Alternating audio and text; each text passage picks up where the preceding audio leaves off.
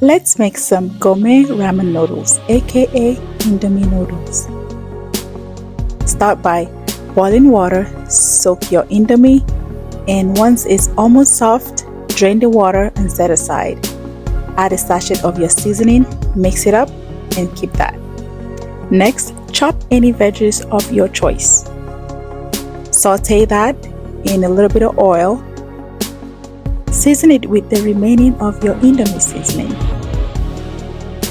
You can add some pepper if you want it a little bit spicy. And I'm not sure what happened to the video, but at some point it did cut off. But basically this is all you need.